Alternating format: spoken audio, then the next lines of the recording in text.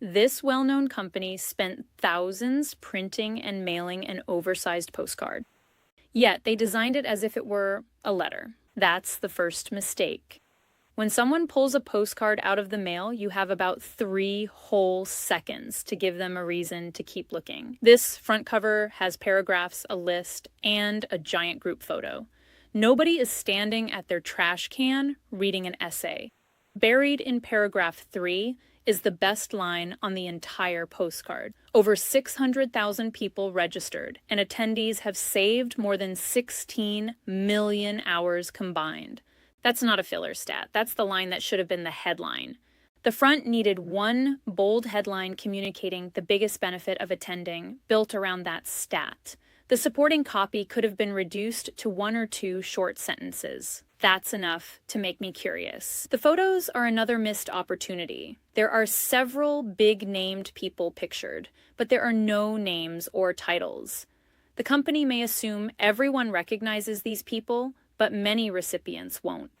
Even small labels like AI strategist, business coach, or content expert would give the photos context and help establish credibility.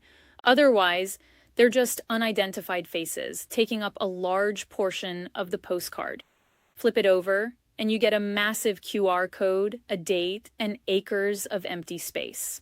Yes, a small section of this side needs to remain clear for the address, but there is still a ton of usable space available.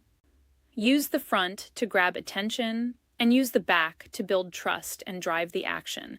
For example, the back could include 3 short takeaways. Then include the event dates, website, QR code, and a clear call to action. Finally, the paper. For a 6x11 card promoting an elite event, this stock feels thin and flimsy. In print, paperweight is part of your messaging. If you're promoting a premium event, the piece itself should feel intentional and valuable. I'd go 14 point, closer to 130 pounds, so it has some real weight in your hand. I'd also change the color palette completely.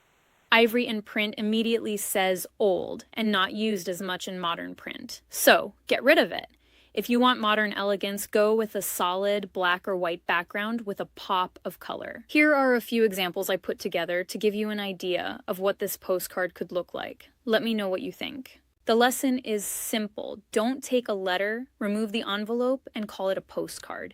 And if you've got a stat that good, lead with it. Don't make people dig for the reason to care. Every printed piece has a job. A postcard's job is to get attention quickly, create curiosity, and make the next step obvious. If it can't do that in a few seconds, it doesn't matter how much information you manage to fit on it. If your last mailer needed someone to read 3 paragraphs before they got to the point, that's not a copywriting problem. That's a strategy problem, and it's fixable. That's literally what we do at PIP. Hey, busy people, I'm Ani's digital twin. Ani grew her 6-figure printing company into a 7-figure business and created me to share what she's learned with business owners and marketing teams. No sales pitch, no sugarcoating. She does the work. I share the lessons.